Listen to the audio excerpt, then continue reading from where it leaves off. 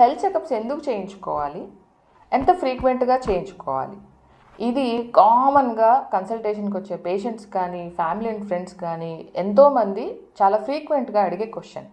So దీన్ని ఈ వీడియోలో నేను అడ్రస్ చేస్తాను. ఒక కంపెనీ యొక్క ఫైనాన్షియల్ గ్రోత్ ఎలా ఉంది, ప్రోగ్రెస్ ఎలా ఉంది అనేదానికి మనం కొన్ని ఎసెన్షియల్ పారామీటర్స్ని దృష్టిలో పెట్టుకొని క్వార్టర్లీ అసెస్మెంట్ చేస్తూ ఉంటాం. ఎగ్జాక్ట్గా అదేవిధంగా మన ఓవరాల్ హెల్త్ ఎలా ఉంది అని తెలుసుకోవడానికి ఎవ్రీ 3 months మనం కొన్ని ఎసెన్షియల్ టెస్ట్ చేసుకోవాల్సిన అవసరం ఉంది.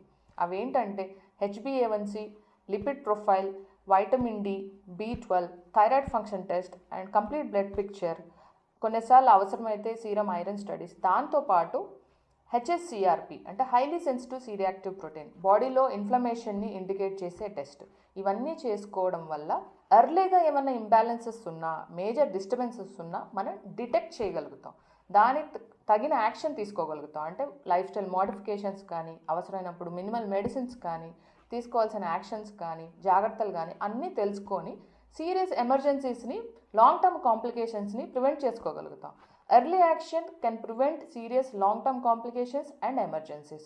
Prevention is always better than cure. So this is the purpose why do we need to get health checkups done periodically. అలానే కొన్ని టెస్ట్ మనం 6 monthsకి 1 yearకి ఒకసారి చేసుకోవాల్సి ఉంటుంది. అవి ఏంటంటే renal function test, liver function test, ultrasound abdomen, ECG, 2D echo, chest x-ray and of course దీనికి exceptions ఉన్నాయి. మీరు పర్సనల్ కన్సల్టేషన్స్ తీసుకున్నప్పుడు మరింత టెస్ట్ అవసరం అవ్వచ్చు, లేదా కొన్ని టెస్ట్ అవసరం కాకపోవచ్చు. ఆ డీటెయిల్డ్గా పర్సనల్ కన్సల్టేషన్లో మీరు దాన్ని తెలుసుకోవచ్చు.